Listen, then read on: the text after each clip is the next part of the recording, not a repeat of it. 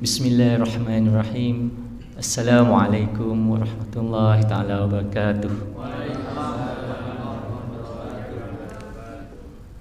Alhamdulillah rabbil alamin, wassalatu wassalamu ala asyrafil anbiya'i wal mursalin wa ala alihi wa sahbihi ajma'in. Rabbi shrah li sadri wa yassir li amri wahlul 'uqdatam min lisani yafqahu qawli. Amma ba'd. Alhamdulillah, sama-sama kita panjatkan kesyukuran kehadrat Allah Subhanahu wa taala kerana dengan limpah kasih dan kurnia-Nya dapat kita bertemu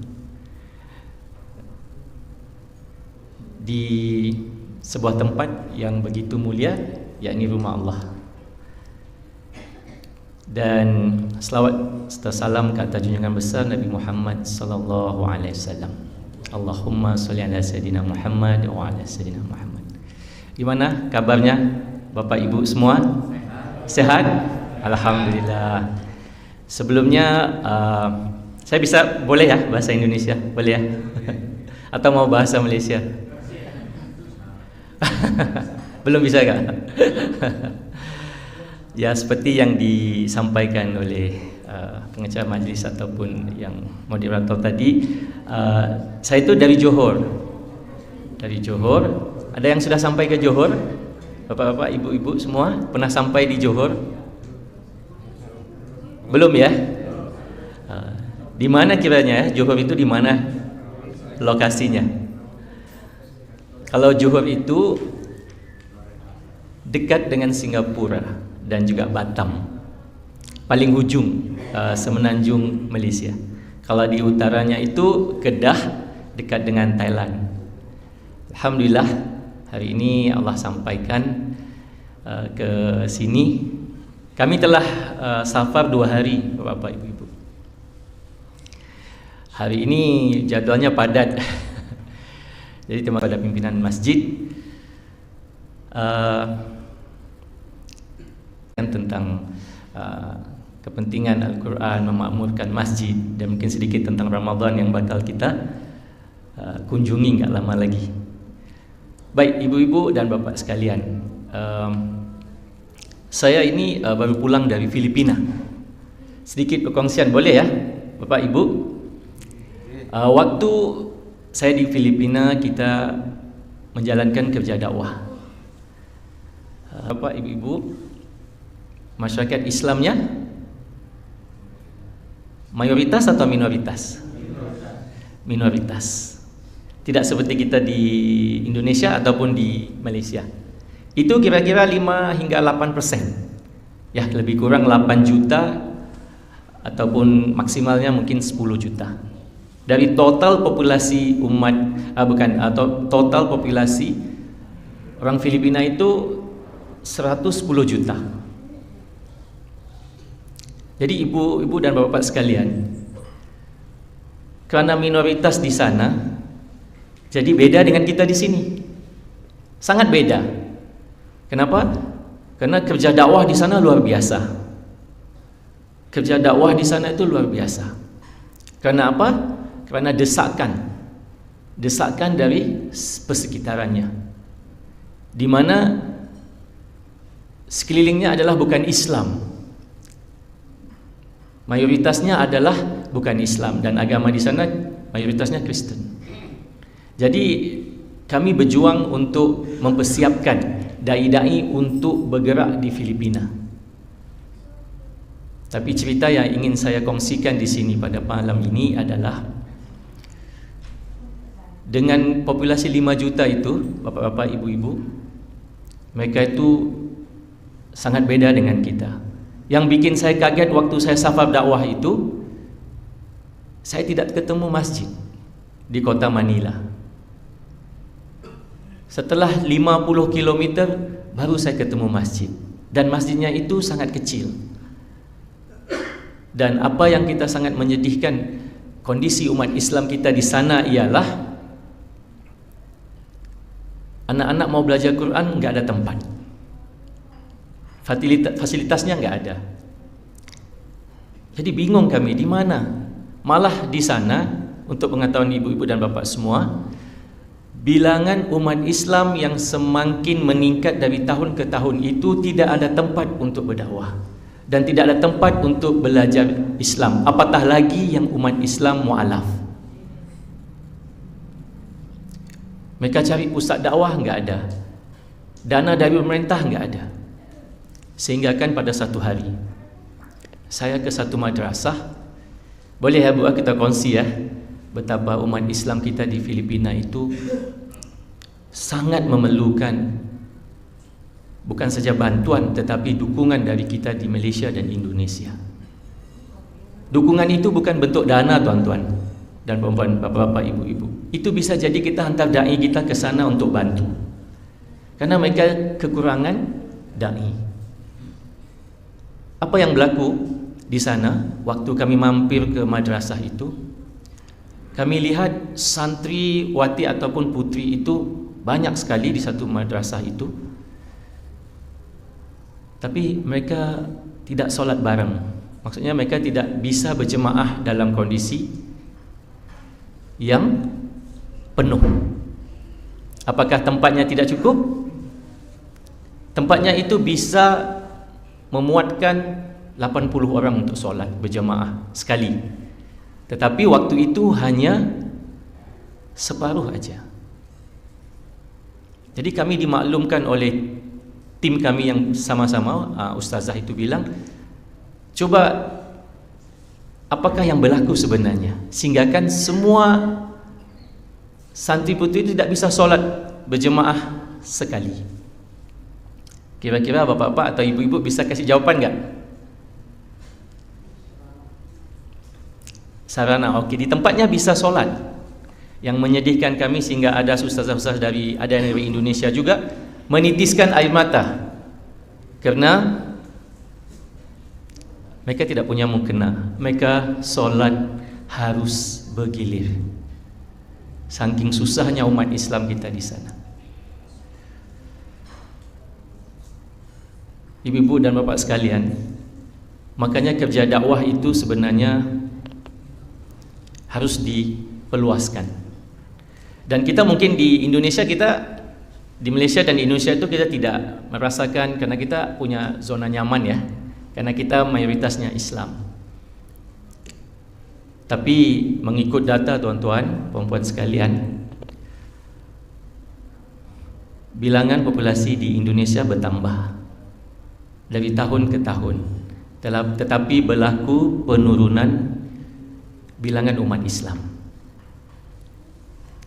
Pada data beberapa tahun yang lalu, ada 1.2% umat Islam setiap tahun yang masuk Islam. Maksudnya umat populasi Indonesia yang masuk Islam itu sekitar 1,2 hingga 1,5%. Tetapi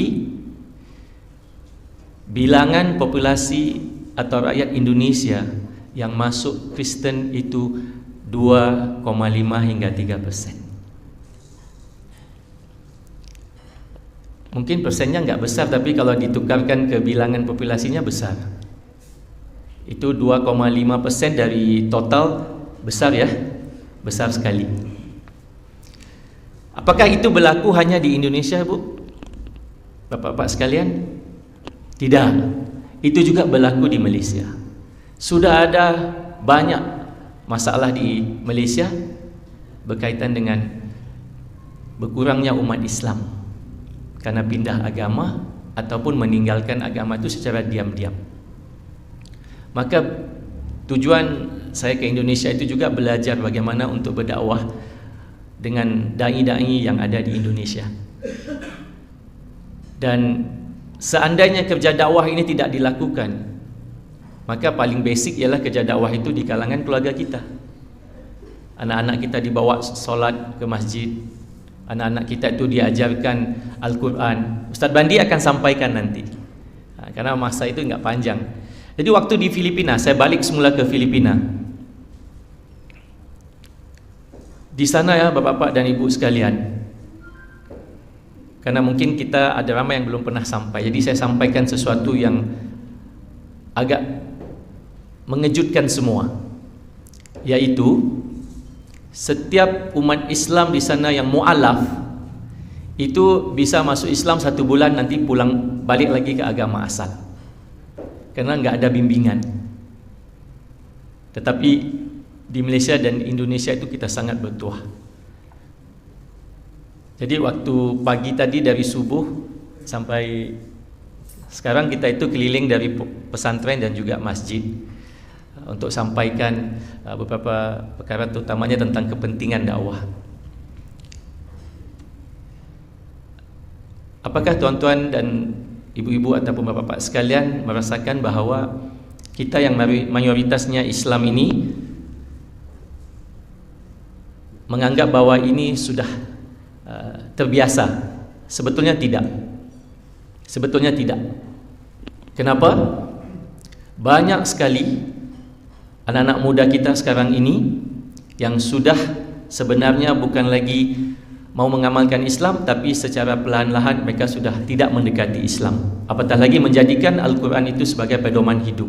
Nanti Ustaz Bandi akan sampaikan sedikit materi tentang itu. Jadi saya ingin sampaikan satu perkara yang penting kepada semua, yaitu kepada bapa dan ibu. Dakwah ini kerja kita, kerja kita semua. Dakwah kepada keluarga, kepada isteri, kepada anak, kepada teman-teman, kepada teman di kantor, tetangga dan sebagainya. Karena kita lihat bagaimana Rasulullah SAW waktu berdakwah di Mekah dan Madinah itu mengambil masa total 23 tahun. Saking lamanya berdakwah itu 23 tahun secara bertahap. Jadi hari ini saya mengambil konteks tentang mu'alaf, karena saya di perbandingan agama. Banyak mu'alaf itu yang datang ke masjid, kadang-kadang ada masjid khususnya di Malaysia itu kadang-kadang tidak menerima mereka, karena maunya hari ini masuk Islam, besok harus tahu Quran, esok harus tahu segala macam, sehingga kan dia takut masuk Islam. Dan dia sangat fobia dengan Islam bila dia lihat banyak perkara yang tidak diajarkan secara bertahap, tetapi disuruh buat dalam satu tempoh yang cepat. Padahal Rasulullah SAW mengajarkan kita, bagi umat, bagi mu'alaf yang baru kenal Islam itu, kita tarbiyahnya secara bertahap.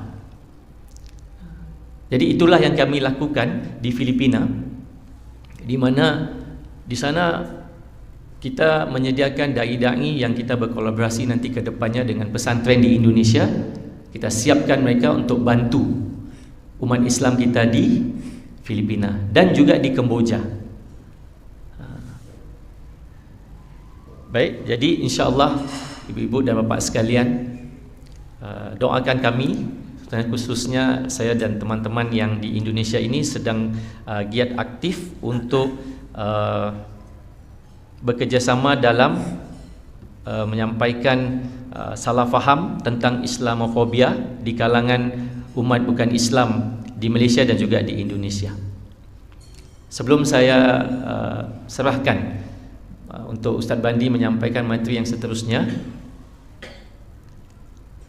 saya ingin sampaikan satu cerita tentang seorang tokoh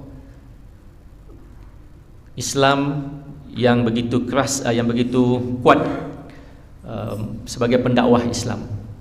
Beliau telah pun wafat pada 2012. Mungkin kebanyakan kita enggak kenal, yaitu Dr. Abdul Rahman, asal Kuwait, berasal aslinya Kuwait dan pindah ke Afrika. Dia adalah seorang doktor, bapak-bapak dan ibu, seorang pengamal perubatan, seorang dokter rumah sakit. Pindah ke Afrika itu waktu muda. Setelah bernikah langsung pindah, mengabdikan diri di Afrika selama 30 tahun. Saking lamanya 30 tahun itu, asbab kerja dakwahnya itu mendapat banyak tentangan dan percobaan-percobaan untuk membunuh beliau dari agen-agen perisik dari Israel, dari Amerika. Kenapa? Di Afrika asbab dakwah yang dilakukan oleh Dr. Abdul Rahman ini, Allah telah berikan hidayah seramai 11 juta. 11 juta yang masuk Islam. Kira-kira sekitar 1.000 setiap hari. Adakah dia punya dana yang besar? Tidak. Adakah dia punya dukungan yang besar? Tidak. Malah dikejar-kejar sama agent perisik untuk membunuh dia kerana terlalu banyak umat ataupun warga Afrika masuk Islam. Hasilnya sekarang kita lihat setelah 12 tahun beliau meninggalkan dunia ini, kita lihat bagaimana Afrika menghasilkan seramai mungkin hafiz dan hafizah.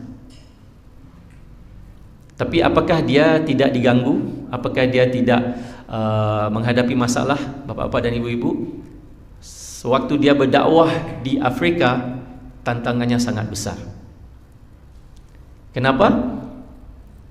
Tidak punya dana.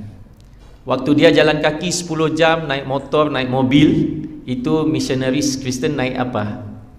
Naik pesawat atau jet pribadi. Waktu dia menulis di atas kertas, di atas papan, dibekalkan 400,000 komputer untuk supaya jangan mereka masuk Islam dari missionaries. Bapak-bapak dan ibu-ibu sekalian, saya punya data di Afrika itu. Siapakah mereka itu? 51 juta missionaries yang bekerja 24 jam untuk memastikan di Afrika tidak lagi masuk Islam. Di Afrika itu langsung kekal dengan agama mereka, ataupun tidak beragama enggak apa-apa, asalkan jangan masuk Islam. Apakah misionari 51 juta itu hanya di Afrika? Tidak. Mereka ada di sini. Mereka ada di Jombang. Malah mereka di Bangkalan. Mereka ada di Aceh. Mereka berada di Kuala Lumpur, salah satu pusatnya. Mereka ada di Kalimantan. Ustaz, di Kalimantan juga, di Pontianak, di Banjarmasin. Dan untuk rekod terkini, bapak-bapak ibu, bukan saya ingin ini, alhamdulillah di Jawa Timur ini mereka tidak bisa kuat, tetapi setiap tahun ratus meningkatnya mereka meninggalkan Islam dan masuk ke agama Kristen ini, semakin meningkat di beberapa kabupaten. Itu data yang kita dapat, walaupun tidak boleh dibuktikan, yang juga dalam diam di mana. Dan insyaallah kita sama-sama bantu, dan saya dari Malaysia itu sentiasa menguatkan barisan generasi muda Islam kita supaya betul ya ibu dan bapak-bapak, insyaallah. Bismillahirrahmanirrahim. Assalamualaikum warahmatullahi wabarakatuh. Waalaikumsalam. Ubur-ubur jam 9 ya. Oke, masih ada kurang lebih 20 menit ya. 19 menit. Alhamdulillah Muhammad. Sehat Bapak semuanya? Ibu-ibu di belakang sehat? Di Kalimantan Barat. Sebenarnya bahasa saya sama bahasa Ustaz Zain itu sama, orang-orang Melayu. Nah, ini baru jumpa di Jawa Timur, di Mojokerto. Masya Allah, tabarakallah. Baik Bapak semuanya, saya dari Masjid Ismu Yahya. Saya persingkat karena waktu kita tidak lama. Ada beberapa poin yang mau saya sampaikan. Bapak Ibu semuanya yang rahmatillah Allah Subhanahu wa taala, hari ini hoax apalagi pembunuhan ada, kriminal ada, narkoba ada, pejabat yang korupsi, orang tua bunuh anaknya ada, anak bunuh orang tuanya. Ini barusan di tempat saya itu baru ditemukan orang yang membunuh, barusan saya dapat kiriman. Hari ini judi online di mana-mana, pinjam online di mana-mana. Artinya kita hari ini mengerikan dan mengkhawatirkan sekali. Ternyata ketika kita telusuri Bapak Ibu semuanya, jadi umat ini sudah terlampau jauh dari namanya petunjuk hidup. Apa kira-kira petunjuk hidup itu? Kan ayat 30 Allah bilang inna qaumit takhazu wa qala ar-rasul ya rabbi inna qaumit takhazu hadzal qur'ana mahjura. Yang dikhawatirkan Rasulullah adalah bukan kita itu miskin, bukan kita itu tidak punya duit, tapi yang dikhawatirkan Rasulullah adalah ketika umatnya mengabaikan Quran. Nah, mana buktinya? Bapak mau tahu datanya? Di Indonesia yang katanya, saya tanya, banyak anak muslim di Indonesia? Muslim di Indonesia banyak? Banyak? Jamaah haji di Indonesia banyak? Banyak. Yang mengaku dia muslim, berKTP kan Islam, ternyata Ibu tahu data sekarang ada 72% yang tak bisa baca Quran. Berapa persen? 72% hari ini umat muslim di Indonesia tidak bisa baca Quran. Tidak bisa baca Quran. Maka hari ini dampaknya adalah, hari ini kita lihat bagaimana orang tua memperlakukan anaknya, bagaimana anaknya memperlakukan orang tuanya, korupsi di mana-mana, mau kerja nyogok dulu, betul? Banyak hari ini kejadian. Maka kawan semuanya, ibu-ibu semuanya yang dirahmati Allah Subhanahu wa taala, saya dakwah ini mengajak dua aja. Ngajak umat balik ke Al-Quran, ngajak umat makmurkan masjid. Yang pertama balik ke apa? Al-Quran. Yang kedua balik ke masjid, makmurkan masjid Al-Muqarrabin ini. Memang jamaahnya memang beda, ramai yang hadir ya. Ini yang paling ramai ya Ustaz Irfan ya. Jamaah yang paling ramai hari ini sini ya. Memang Muqarrabin memang beda. Apa? Jamaah Muqarrabin memang beda. Oke. Ayo semuanya, rumusnya dua aja. Masalahnya umat hari ini kacau balau karena jauh dari petunjuk hidup. Lalu solusinya gimana? Balik ke petunjuk hidup lagi. Balik ke Al-Quran, karena Allah bilang zalikal kitabul la raiba fi. Di surah Al-Baqarah surah yang kedua di ayat pertama. Ayat kedua Allah menyatakan bahwasanya itulah Al-Quran, itulah kitab yang tidak ada keraguan di dalamnya. Tapi justru kata Allah, kitab itu tidak ada keraguan isi dalamnya. Justru umat hari ini ragu-ragu mengikuti petunjuk ini, cari jalan lain. Padahal jalan sudah Allah siapkan, peta sudah Allah turunkan kepada Rasulullah, pedoman sudah ada, panduan sudah ada. Tapi justru umat hari ini, apa bahasa Jawanya kalau ini ya? Susah. Saiki apa tuh Pak?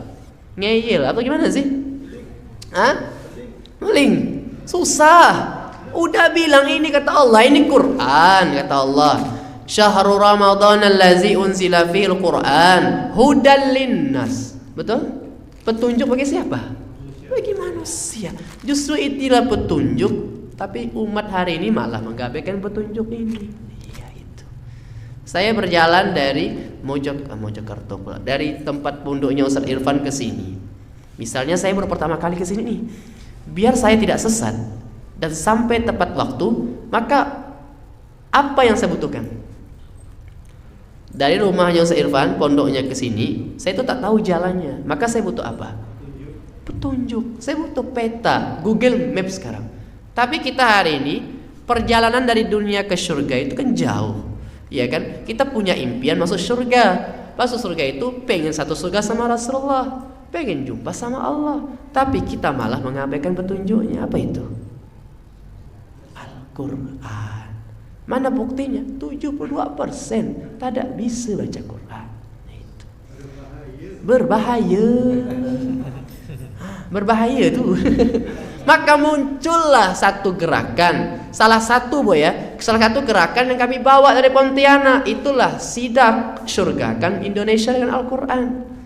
Untuk apa? Kita saling memikirkan surga kawan kita, keluarga kita. Kenapa? Karena kita semua yang hadir di sini satu keluarga. Betul? Walaupun rahim yang berbeda, tapi kita adalah innamal mu'minuna ikhwah. Mukmin itu bersaudara. Berarti kalau satu keluarga, ya ayyuhallazina amanu qu anfusakum wa ahlikum naro. Jadi jangan pula kita di rumah, kita sholat subuh, kita tidak peduli dengan tangga kita, tidak sholat. Tugas kita mengingatkan. Masalah dia mau ikut ke masjid itu urusan Allah. Karena tugas kita dakwah itu perintah Allah. Wa man ahsanu qawlan mimman da'a ila Allah. Nah maka semuanya, kenapa saya mau keliling bawa narasi ini? Karena ada kepedulian. Pengen satu Indonesia masuk surga bareng-bareng. Saya tuh menghayal Ustaz Zain, Jamaah Al-Muqarrabin ini akan masuk surga berombong-rombongan. Wasiqal ladzina taqaw rabbahum ilal jannati zumara. Orang bertakwa itu masuk surga berombong-rombongan.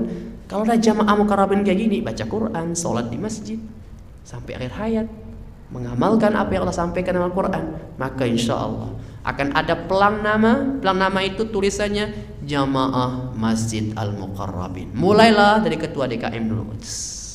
Di belakangnya ada sekretaris, bendahara, ada jamaah itu. Nah, maka pengen kita itu adalah satu surga se-Indonesia. Kalau bisa satu dunia masuk surga. Wajah kita bikin itu. Nah, kalau semuanya tidak usah cari jalan lain. Apa? Coba, tak usah ikutin saya. Tak usah cari jalan lain. Kalau mau dapat kebahagiaan di dunia dan akhirat, jalannya adalah Al-Quran aja. Al-Quran aja. Nah, semuanya, kenapa Al-Quran? Oke, nih, kenapa Al-Quran, Ustaz? Kok bisa? Yang benar Quran itu memuliakan kita. Nah, ini tisu nih. Apa? Tisu. Ini kalau saya letak ke lantai boleh enggak? Boleh ya? Saya injak boleh ya? Enggak masalah. Saya masukkan tong sampah juga enggak masalah, oke? Tapi kalau tisu ini saya tuliskan ayat-ayat Allah. Saya tuliskan Al-Fatihah ayat 1 sampai ayat 7. Saya letakkan ke lantai boleh? Saya injak boleh? Saya masukkan tong sampah boleh? Apalagi kalau Quran itu kita ikuti, kita amalkan, kita pelajari, kita hafal, kita perjuangkan. Mulia enggak kita? Mulia. Maka saya bilang para penghafal Quran di pondok-pondok tadi, jangan mau penghafal Quran itu direndahkan. Kita itu derajatnya tinggi. Rendah diri itu tak boleh dalam Al-Quran, tapi rendah hati. Ini jumpa pejabat, salam jumpa Al-Quran. Rendah diri tak boleh. Guru saya tak paling marah itu. Kalau rendah diri tak boleh. Ente punya Quran di kepalanya. Tapi rendah hati boleh. Tak boleh sombong, tak boleh ria. Nah, maka semuanya jangan cari jalan lain. Maka solusinya apa, Ustaz? Biar bahagia satu Indonesia, biar bisa masuk surga, balik ke Al-Quran, balik ke masjid. Bentar lagi mau bulan Ramadan. Nah, bulan Ramadan ini bulan yang paling mulia. Kenapa mulia? Syahrul Ramadan, syahrul Ramadan allazi unzila fihi al-Quran. Bulan Ramadan itu bulan turunnya. Kenapa bulan Ramadan mulia? Karena bulan turunnya malam Lailatul Qadar mulia. Kenapa mulia? Malam turunnya Al-Quran. Kota Mekah, kota Madinah, kenapa diberkahi oleh Allah? Kenapa mulia? Banyak ribuan orang datang ke sana. Kenapa? Kota turunnya Al-Quran. Kenapa malaikat Jibril mulia? Pemimpin para malaikat. Karena malaikat Jibril itu membawa Al-Quran. Lalu kenapa Rasulullah mulia? Karena Rasulullah itu diamanahkan untuk membawa Al-Quran. Nah, maka di bulan Ramadan ini, bulan yang penuh dengan kemuliaan. Kalau kita menjalankan kebaikan, Allah lipat gandakan kebaikan itu. Kalau semakin banyak kita menjalankan perintah Allah, maka semakin banyak hadiah, rezeki, keajaiban yang Allah berikan kepada kita. Siap makmurkan masjid bulan Ramadan? Siap baca Quran di masjid? Tadarus 1 juz 1 hari? Hatam 1 kali dalam 1 bulan bisa? Insya Allah. Jangan pula ngajinya bulan Ramadan aja. Karena saya tanya waktu eksperimen, sosial eksperimen, saya pernah kawan kita pernah sosial eksperimen di salah satu kota. Ditanya, kapan terakhir baca Quran? Bulan Ramadan tahun lalu. Terakhir baca Quran.